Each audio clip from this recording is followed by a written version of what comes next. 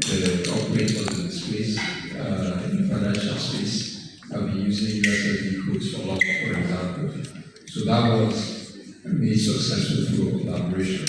So what the MOU is basically trying to address is expand the scope of those existing collaborations and also cater for future collaborations that we may not necessarily have even envisioned at the moment. Of course, one of the burning areas is consumer protection.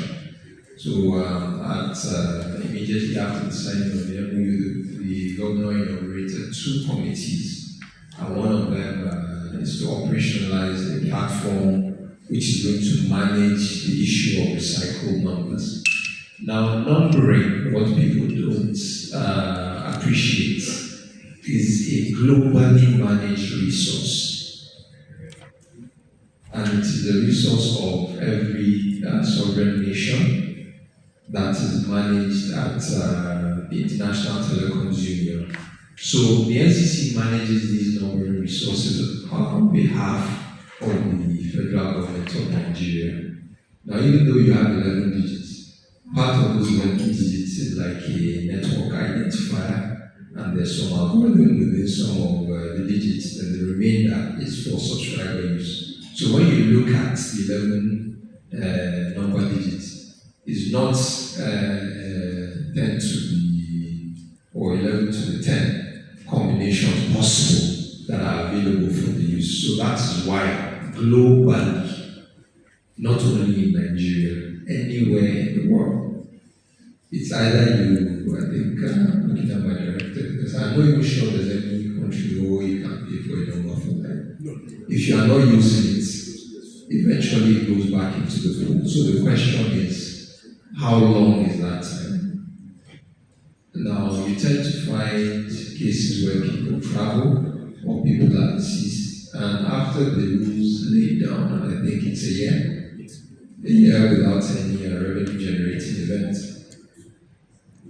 the number is reassigned to the pool. Now, if you take that number and you are using it on an OTT platform, whether it is WhatsApp or one of the other OTT platforms, and you are not using the actual number that was assigned by the Nigerian network, as far as we are concerned, that number is no longer in use.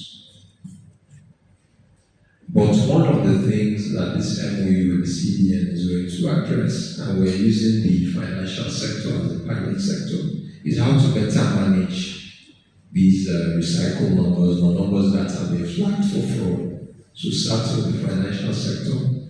Whenever a number is recycled, we're going to broadcast it to the financial sector so that they can purge their database. And we're also collaborating with some of these OTT providers to see how they can help us also ask people to re-authenticate when the numbers are recycled. And once we're done with the financial sector, we're going to move on to other sectors, whether it is pension or even the education sector, or like JAM. So wherever a phone number is used as an identifier, so remember, it is not an ID, it is an identifier, and it is not a permanent assignment to an individual. So we need to remember that, and it is nothing new. This is the global standard. Okay, so I think we need to go away with the message that numbers can be reassigned, and you have 1 year before that reassignment will take place. On the cybersecurity, like I mentioned, we have produced the first cybersecurity framework for the industry, which was approved and released, I think, in February of this year. We're in the process of operationalizing it, and it's going to mandate certain minimum standards, both in terms of procedures, equipment, processes that the operators must adopt. And classify the urgent issues for immediate compliance, and those that require significant investments, we're giving them a little bit of time. But it is something that we are closely monitoring that compliance. And the nature of how cybersecurity is managed in the country is distributed.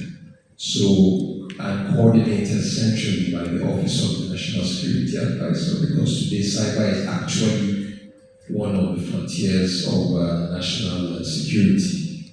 When nations are at war today, you hear them say, oh, they've hacked this person's power system, or they hacked this person's water system, or so on and so on. So that is why globally these things are coordinated typically by the Office of the National Security. So we are responsible for cyber security within our sector. Similarly, the financial sector cyber security is CBN and so on. And you have NIDA, which is responsible for cyber security from the government sector. But everybody reports into the Office of the National Security Advisor.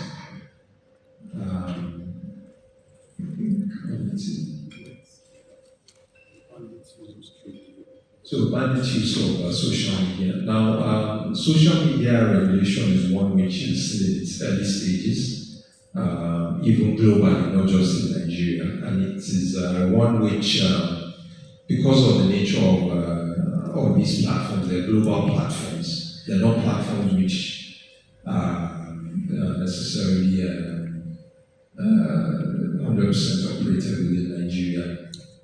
Some of them have local presence, some of them don't have local presence. But as Nigerians, we all upload content. So I think the first and most important thing is responsible use of these platforms. I, for one, as a responsible parent, my children don't use my phone.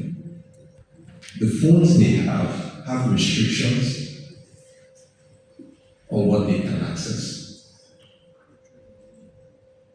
And we need to also be aware that these platforms also have mechanisms, so that is also an area which we are working with other sectors to try and raise awareness. These social media platforms, they have their protocols for reporting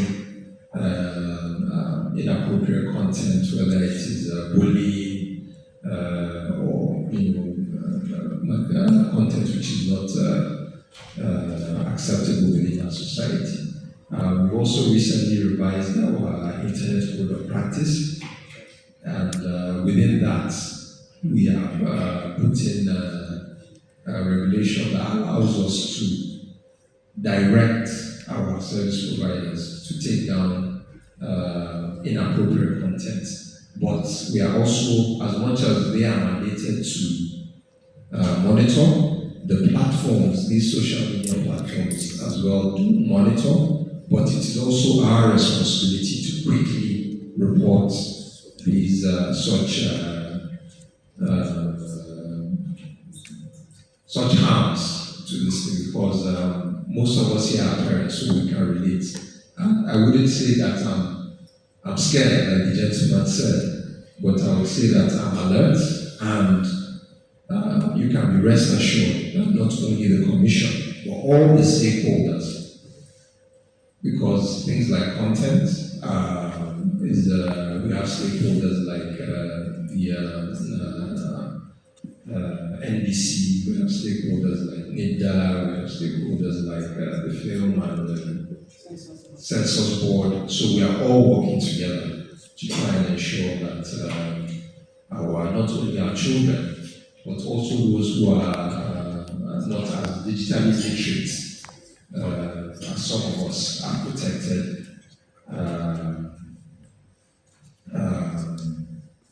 from these harms in society.